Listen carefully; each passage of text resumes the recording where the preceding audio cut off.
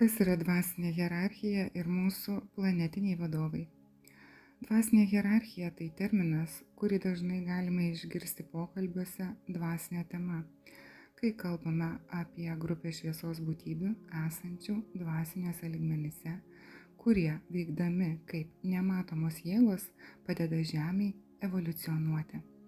Žodžiu, dvasinis galime apibūdinti atskirus individus arba žmonių grupės, kurie yra atsibudę ar suvokę kūrėjo šviesą ir į save integruoja dieviškasias jo kokybės. Hierarchija apibrėžiama kaip skirtingų gebėjimo ir supratimo lygmenų individų grupė, dirbanti skirtingo lygio pavaldumo pakopose, paklūstanti autoritetingam vadovui. Mūsų kūrėjas arba Dievas yra tas pagrindinis autoritetas, kuris valdo ir prižiūri žemę. Tarp žemės ir kūrėjo yra neapriepiama ir sudėtinga šviesos būtybių, nukreipiančių savo energiją į šviesą į žemės gyventojus hierarchija. Galėtume tai pavadinti žemės visata, nes yra daugybė kitų dvasinių visatų ir hierarchijų, kurios nusitęsia nuo įvairiausių kitų planetų bei žvaigždžių į atvirą erdvės begalybę. Kūrėjas yra siela, egzistuojanti dar didesnėje visatoje, kuri savo ruožtu taip pat palaikoma kitos dvasinės hierarchijos. Žemėje esančiam žmogui tenka įveikti neišmatuojamus atstumus ir lygmenis, jei jis siekia vėl susijungti su kūrėju, o su juo susijungęs eiti dar toliau. Kūrėjas yra mūsų visų didesnė, išmintingesnė siela, įkūnijanti visą žemės visatą ir keliaujanti dvasinę kelionę kartu su žemės gyventojais bei jos dvasinė hierarchija. Kai mums šiek tiek ima aiškėti, kokią kelionę iš tiesų keliaujame, išryškėja mūsų darbo žemėje svarba. Kiekvienas veiksmas ir žemėje pasiekta sielos pažanga padeda visai kūrėjo visatoje esančiai hierarchijai kilti aukštyn. Taip pat kyla ir paties kūrėjo energijos virpesiai. Atrodytų, visas mūsų augimo darbas bei dvasiniai atradimai skirti tam, kad padėtume ir pasitarnautume kūrėjui. Tai tiesa, tačiau neturėtume pamiršti, kad kiekviena žemėje esanti siela yra dieviškojo kūrėjo apraiškos. Taigi mes ir esame kūrėjas ir darbuojamės vardan savo dvasinio augimo ir vystymosi. Vidiniuose planuose egzistuoja nuostabiai didinga dvasinė karalystė, pasireiškianti kaip sąmonė ir nematoma fiziniams žmonių akims, kol jie sukaupia svarų supratimą ir atsibunda. Visatą galima įsivaizduoti kaip kontinuumą lygmenų, kurių kiekviename gyvena tūkstančiai šviesos būtybių ir sielų, dirbančių savo vidinių sielų išsivystymo labui. Kiekviena šių lygmenų siela atlieka pagalbos misiją, padėdamos žemiau už save esančiams sieloms suprasti tai, ką pačios jau yra suvokusios ir pasiekti tokį nušvitimo laipsnį, kuriame jos yra. Tokiu būdu sukuriama visatos pagalbos grandinė, kurioje kiekvienai sielai padedama vystytis ir progresuoti. Nepaisant to, kad daugybė sielų egzistuoja aukštesniuose didesnio išsivystymo lygmenyse, kūrėjai visos sielos yra lygios ir jis visas myli vienodai. Skirtumas tik tas, kad vienos sielos yra daugiau atsibudusios nei kitos. Viena žemėje esanti fizinė siela gali turėti kokį nors savo esybės ir šviesos aspektą kiekviename iš hierarchijoje esančių pakilimo lygmenų, vedančių į kūrėjo sielą.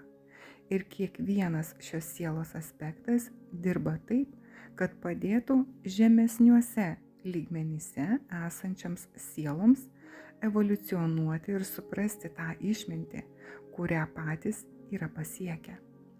Visa tai gali būti sunku įsivaizduoti, bet šis supratimas padeda suvokti, kad visi esame susiję ir veikiame kaip viena, kol pagaliau susiliejame su Kūrėju, nes kai tai įvyksta, kelionė nesibaigia, ji tęsiasi amžinai.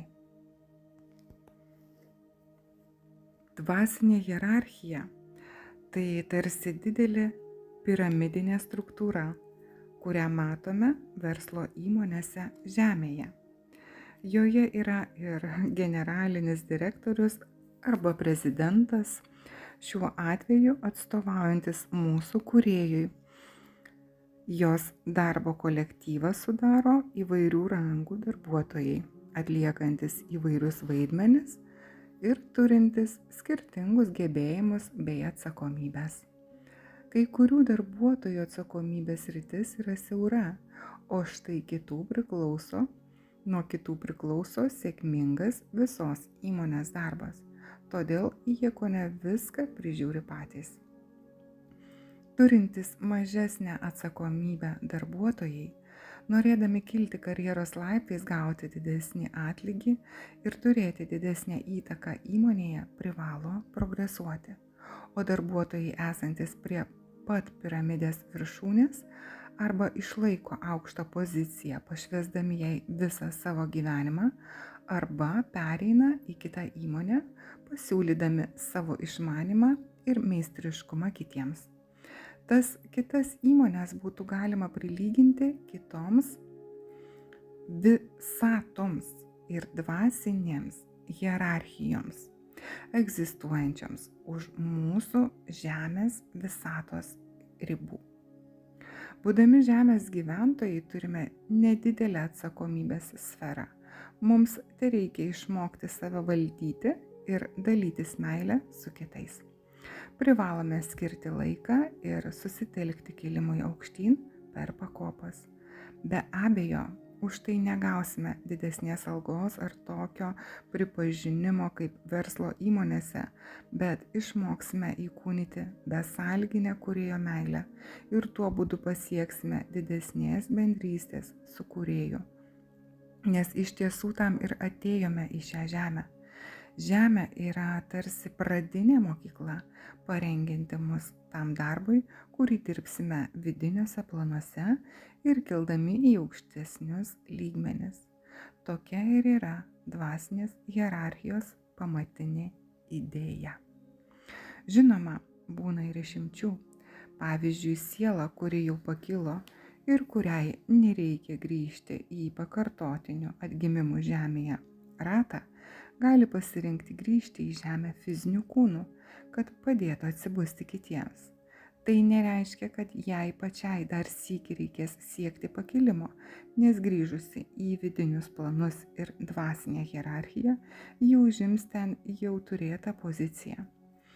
Palikus žemiškąją mokyklą, sieloms atsiveria daugybė skirtingų kelių, pozicijų, vaidmenų ir būdų, vedančių aukštyn per dvasinę hierarchiją. Ta tikrai suprasime, kai būsime pakilę, kai atsiskirsime nuo žemės ir įvaldysime visus kitus savo esybės aspektus. Tačiau svarbu dar gyvenant fizinėme kūne išsiugdyti dvasinės hierarchijos supratimą ir sugebėti pasinaudoti šioje hierarchijoje esančių sielų bei dvasinių vadovų vedimu, išmintimi ir šviesa.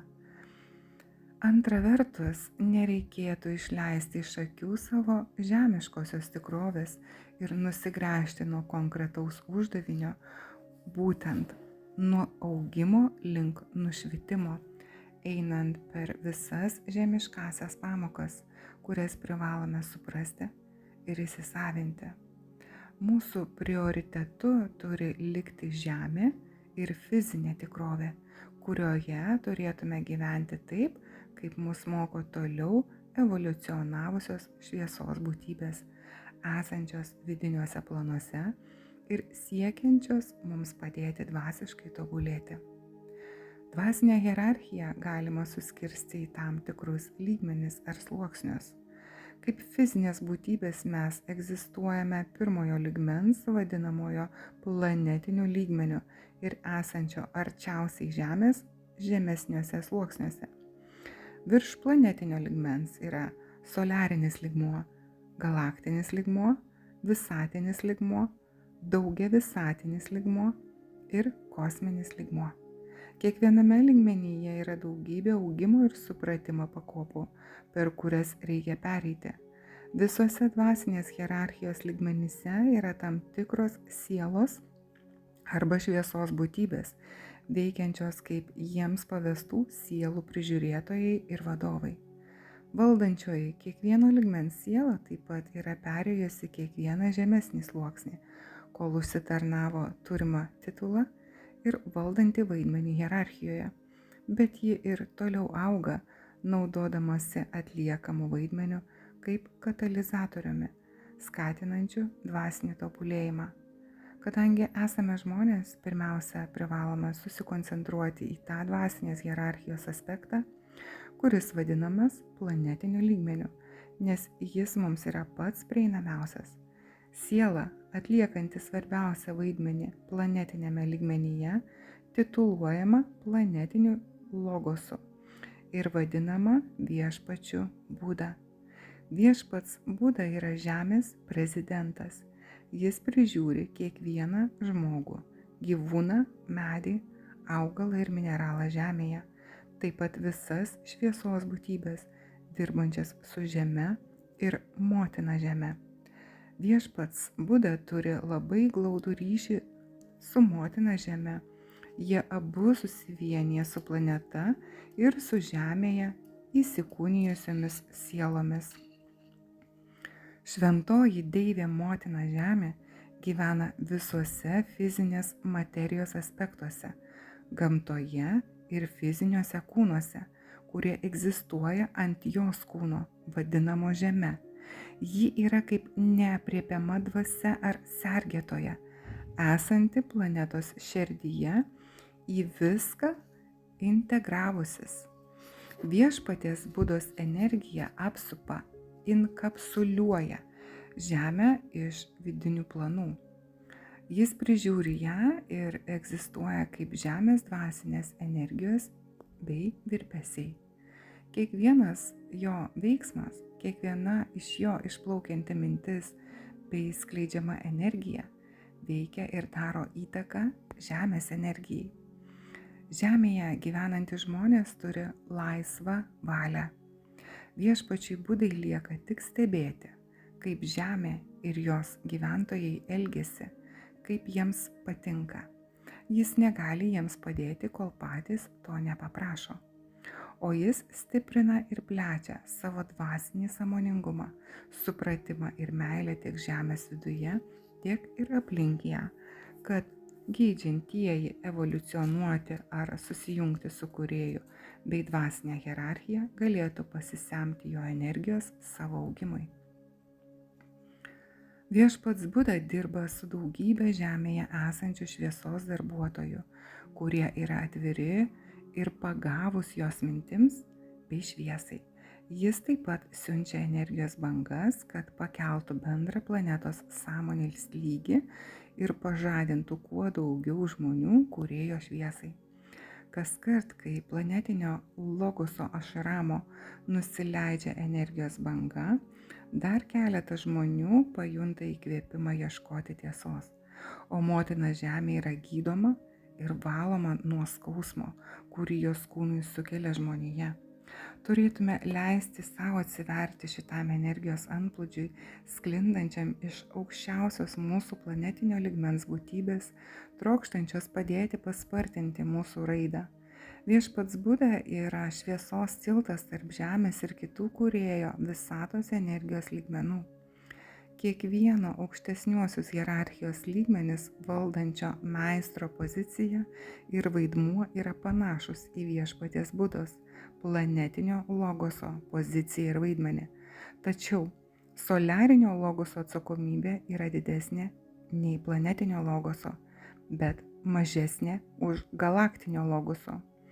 o visatinis logosas ir daugiavisatinis logosas dominuoja aukštesniuosiuose kūrėjo visatos, kurią prižiūri kosminis logosas aspektuose. Viešpats Buda savo darbą dirba ir misiją vykdo ne vienas. Daugybėje planetinio sektoriaus lygmenų egzistuoja daug meistrų bei šviesos būtybių padedančių palaikyti ir integruoti viešpaties Budos baltosios šviesos vibraciją, kuri laiko planetinio lygmens sąmonę. Planetinio logoso šventoje erdvėje arba jo ašrame darbuojasi visas būrys aukščiau parinktų meistrų ir meistrių, žinomų kaip planetinė komanda. Jie rūpinasi bendra ašramo tvarka, pasitinka ir priima mokinius, padeda vykdyti viešpaties Budos misiją. Dieviškasis spindulių valdovas tęsia planetinės komandos veiklą. Šis meistras prižiūri aukštesnių virpesių šviesos spindulius nuo 8 iki 12. Taip pat viešpaties Budos vardu vykdo bendrą visų 12 spindulių priežiūrą. Labai artimai su viešpačiu Buda bendradarbiauja viešpats Maitrėja, padėdamas žemei evoliucionuoti dvasiškai. Jis užima Kristaus poziciją, prižiūri Kristaus sąmonę ir kūrėjo meilės integraciją į sielas žemėje. Tiesą sakant, viešpats Maitrėja ne tik įkūnija ir spinduliuoja Kristaus sąmonės energiją, bet ir yra Kristus. Kristaus sąmonė yra auksinės spalvos, tai mylinti kūrėjo energija, kuri gali būti prieinama fizinėms būtybėms be jokios žalos joms, nepaisant to, kad jos virpesiais yra kur kas galingesnė. Kai sielos taps integruotos, supras Kristaus sąmonę, sugebės ją įkūnyti ir įtvirtinti savo gyvenime, tada jos sugebės pakilti į naują sąmonės lygmenį, pripažins, kad yra kūrėjo manifestacijos apraiškos ir veiks kaip kūrėjo pasireiškimas žemėje. Čia nėra jokio egoizmo, nes naudodamas mylinčią kūrėjo energiją ir ją įkūnydamas per savo protą, kūną, emocijas, sielą ir veiksmus, žmogus gali tapti integruotas. Viešpats Maitrėja veikia kaip dvasinės Kristaus sąmonės mokytojas ir siekia padėti augti dvasiškai tiek žemėje gyvenančiai žmonijai, tiek ir žmonėms padedančioms šviesos būtybėms, egzistuojančioms planetinėme lygmenyje. Viešpaties Maitrėjos pareiga yra lieti mylinčią Kristaus energiją į visus 12 šviesos spindulių planetarinėme lygmenyje. 12 spindulys ir yra Kristaus energija, rodanti nepaprastai didelę meilės galią ir jos poreikį. Planetinėme sektoriuje arba lygmenyje mums yra prieinami 12 šviesos spindulių.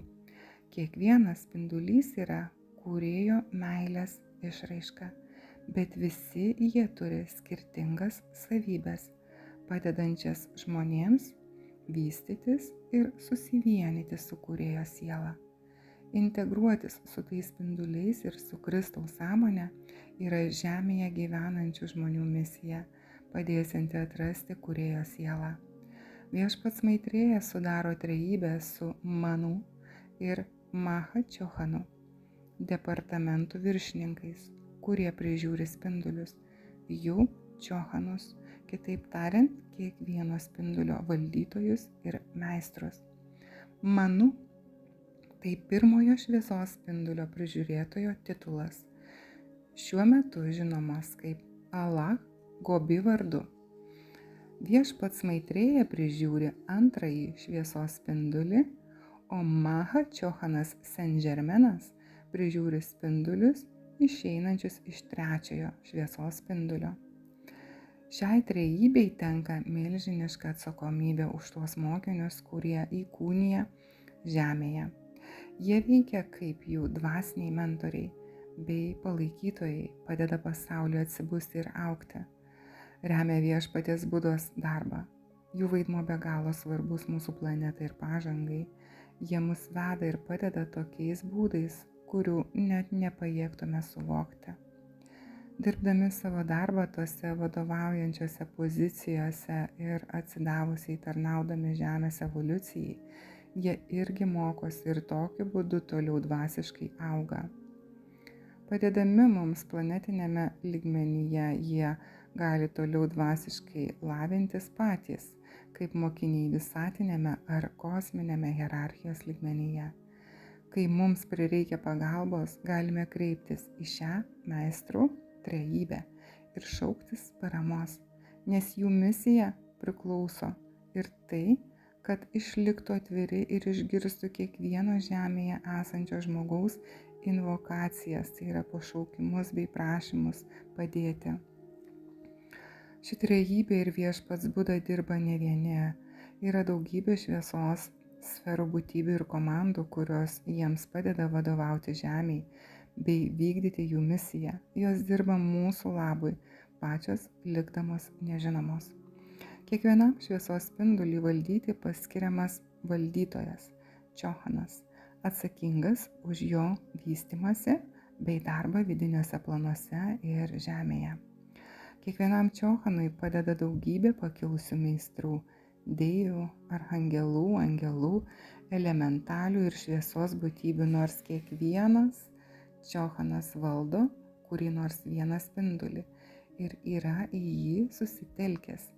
Visi jie yra integravęsi su visais 12 šviesos spindulių ir dirba, kad juos apjungtų. Taigi, nors šiuo metu kiekvienas čohanas yra žinomas kaip vieno kurio nors spindulio valdytojas, tai nereiškia, kad tuo pačiu metu jis ar jie nėra glaudžiai susiję su dar keliais kitais šviesos spinduliais. Visi spinduliai susijungia į vieną ir visi čohanai arba spindulių valdytojai taip pat dirba kaip vienas. O dabar jie yra pasirinkę skirti savo energiją tam spinduliui, kuris šiuo metu geriausiai rezonuoja su jų atliekama misija arba augimo procesu. Suprantama, yra daug kitų meistrų ir grupių, padedančių mūsų planetos evoliucijai. Meistras Sananda taip pat yra užsiėmęs dvasiniu žemės ugdymu, bet pagrindinė pozicija žemės augimo procese tenka viešpačiui Budai kartu su minėta trejybe bei 12 spindulių su jų čohanais ir jiem priklausančiomis komandomis. Tad bet kada galime į juos kreiptis ar dirbti kartu, idant prisidėtume prie evoliucijos proceso. Svarbu, kad mes įsisavintume bei integruotume energiją ir praktikas ateinančias iš šitų būtybių iki susijungdami su žemės dvasinės hierarchijos aukštesnių lygmenų ir sektorių meistrais bei šviesos būtybėmis. Planetinio lygmens meistrai, 12 šviesos spindulių ir visi jų padėjėjai dabar yra mūsų paslaugoms. Jie teikia išmintį, šviesą ir savo meilę kiekvienam, kas tik šaukiasi jų pagalbos. Taip pat labai svarbu užmegzti specialius ryšius su šiais iškilusiais meistrais, nes būtent jie prižiūrės mūsų pakilimo kelią per planetinį dvasinės hierarchijos lygmenį po to, kai būsime susidoroję su žemėje gaunomis pamokomis ir iššūkiais. Būtina suprasti, kad atėjome į žemę patirti planetinį lygmenį ir užmegzti ryšį su jame esančiais meistrais, būdami fizinėme kūne. Kai būsime pasiekę šitų savo sielos tikslų ir nusimetę fizinius apvalkalus, pakilsime į dvasinį pasaulį. Tada dar kartą patirsime ir integruosime planetinį lygmenį. tik jau būdami savo šviesos kūnuose ir turėdami daug plačiau atsivėrusią sąmonę. Šviesos kūnas yra sakralus šviesos tinklas, įsitvirtinęs mūsų fizinėme kūne, kai vystomės dvasiškai, idant padėtų mums pakilti. Būtent jame randasi mūsų siela, kai evoliucionuojame iš fizinės būties, taip pat ir naktį gilaus miego metu, kai vidiniuose planuose keliaujame į ašramus. Yra daugybė mūsų šviesos kūno aspektų, kuriuos galime savyje įtvirtinti iš kiekvieno dvasinės hierarchijos lygmens, siekdami apšvietos bei integracijos su kūrėjo energija ir visata. Kaip puiku, kad tokios nuostabios ir švytinčios šviesos būtybės dabar dirba su mumis ir žeme. Dauguma jų yra pasiekusios pakilimą per gyvenimus žemėje, todėl gerai supranta šią žemišką kelionę ir tai, kas mūsų joje laukia. Jeigu norite tęsinio, paspauskite like mygtuką arba palikite komentarą apačioje. Dėkoju. Su meile.